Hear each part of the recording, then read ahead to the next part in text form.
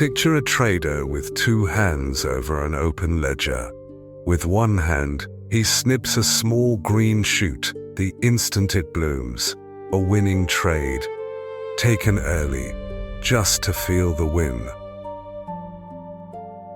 With the other, he cradles a large, dark, rotting thing, protecting it, refusing to let go. A losing trade, held long past the point of reason. He is cutting his winners and riding his losers.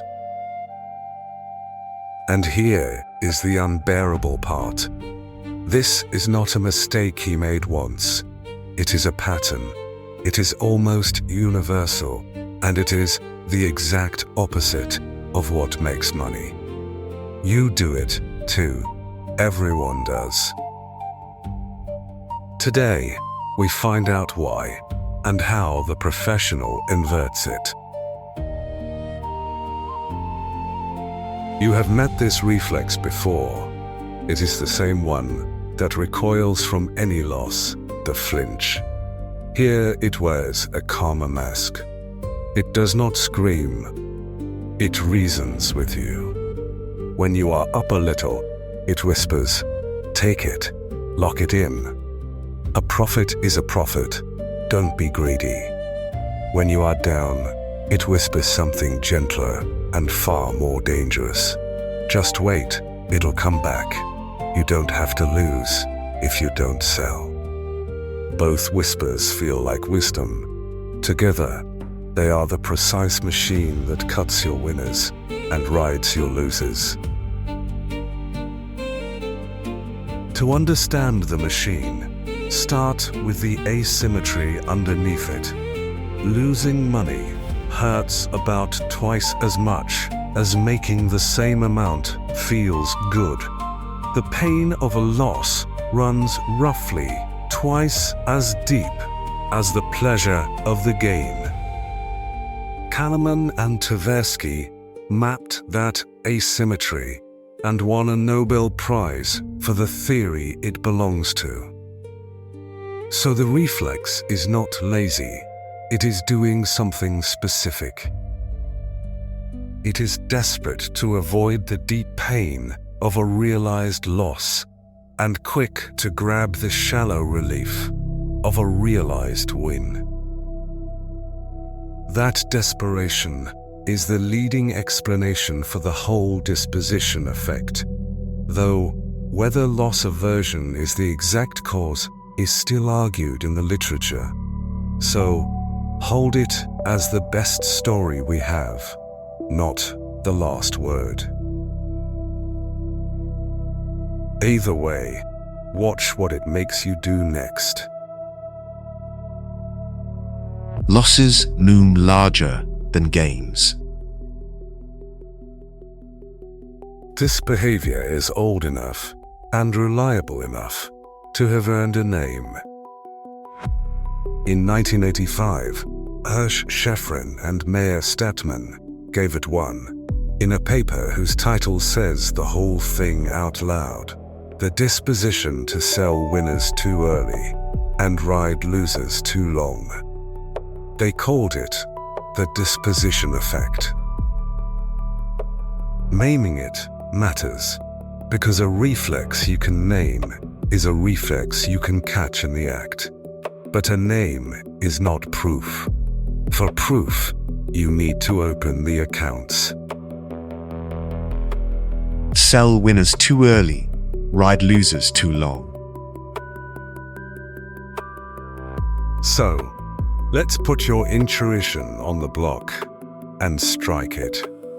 Here is the belief almost every trader lives by, stamped hard into metal. A profit is a profit. Lock it in. It feels like discipline.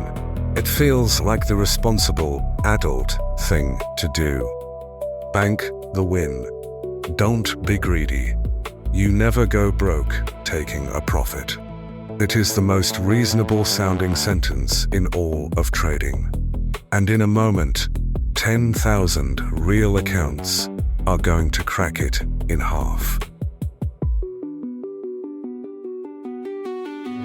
Terence O'Dean pulled the trading records of 10,000 real accounts, 7 years of them, and looked for the fingerprint. He found it. Ordinary traders sold their winners at about 1.5 times the rate they sold their losers, booking gains, clinging to losses. In his numbers, winners realized at 14.8%, losers at 9.8%. Now, the sentence that breaks the ingot. He tracked what happened next, and the winners those traders sold went on to beat the losers they kept by about 3.5% over the following year. Read that again. The thing they sold outperformed the thing they held. Locking in the profit was not caution. It was the mistake, wearing the costume of caution. A profit is a profit until you measure the profit you gave away by taking it. The winners they sold beat the losers they kept.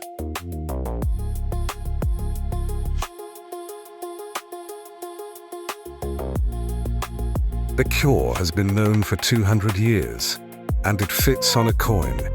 Cut short your losses, let your profits run on.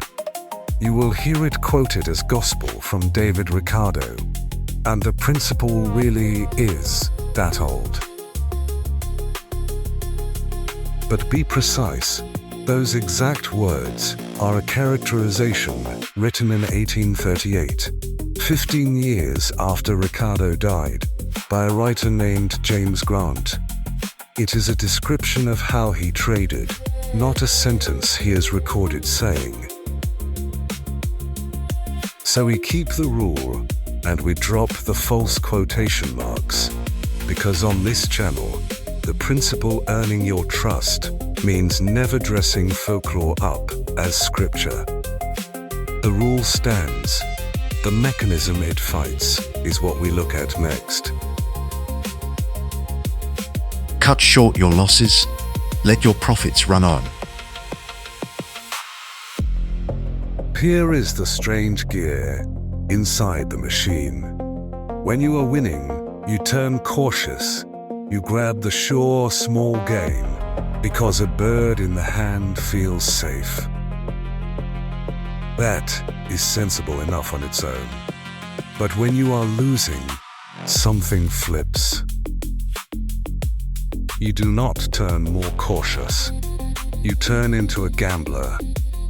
Prospect theory predicts exactly this. People play it safe with gains and take wild risks to avoid a certain loss. In the red, the reflex would rather roll the dice on a bigger loss than accept a small, certain one. So understand what holding a loser actually is. It is not patience. It is a bet that the market will bail you out, placed by the part of you that cannot stand to be wrong. And the longer you hold it, the more the loss stops being something you have and becomes something that has you. At first you tell yourself you are holding the position.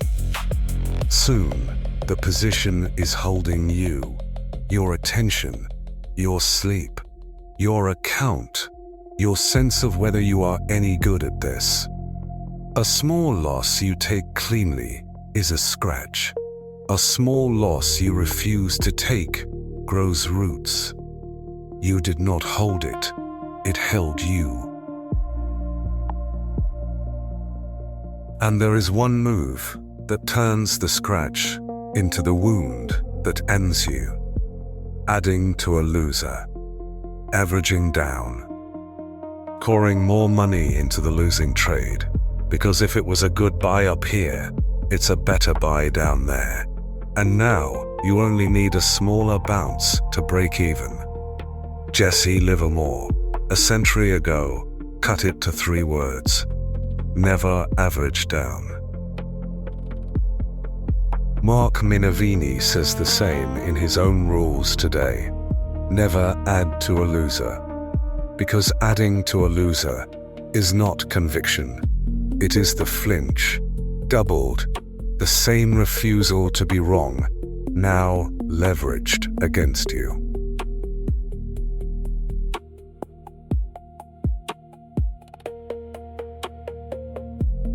So here is the inversion the whole episode is built toward. The professional does the precise opposite of the reflex. He keeps his losses small in relation to his gains. That is the entire rule, and Mark Minervini states it exactly that plainly. Paul Tudor-Jones frames it as a ratio. Risk 1 to make 5. So you can be wrong most of the time and still win, as long as the losses stay small and the winners run. He is not braver than you. He has simply stopped taking orders from a nervous system that grabs winners and hugs losers. He cuts the loser without ceremony, and he lets the winner become almost uncomfortably large. Keep your losses small in relation to your gains.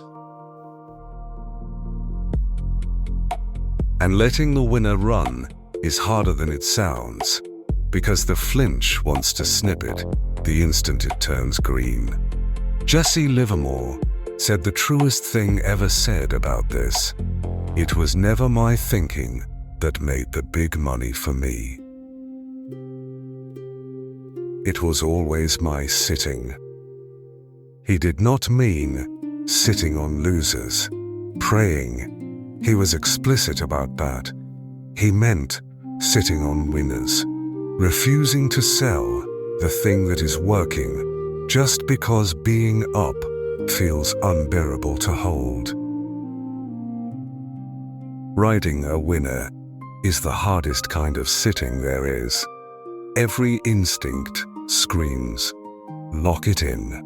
The professional folds his hands and lets it run. And on the other side, when he is wrong, he cuts. Small, clean, immediate. The stop is not a defeat. It is the price of admission he agreed to pay before he ever entered the trade. Linda Raschke built a career on managing the exit, taking each trade one at a time, and letting the good ones work, while cutting the rest, without drama. The amateur moves his stop to dodge the pain, and turns a small survivable loss into the one that ends him. The professional takes the small cut like a breath, and it is a rep, not a wound. So go back to those two hands over the ledger. The reflex had them backwards, snipping the winner, cradling the loser.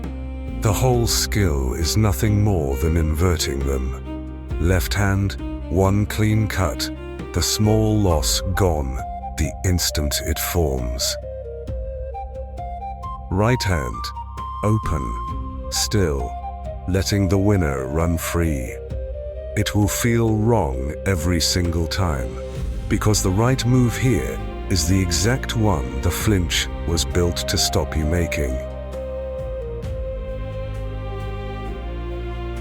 So here is your charge. The next time a trade goes green and everything in you says lock it in before it's gone, sit. Let the winner run. The next time a trade goes red and everything in you says just wait, it'll come back, cut it. Small, clean. Now, cut your losses, ride your winners. Do the deliberate opposite of the hands you were born with, because those hands were wired to lose. That is the disposition effect, and beating it is the closest thing to an edge you can build without predicting a single price.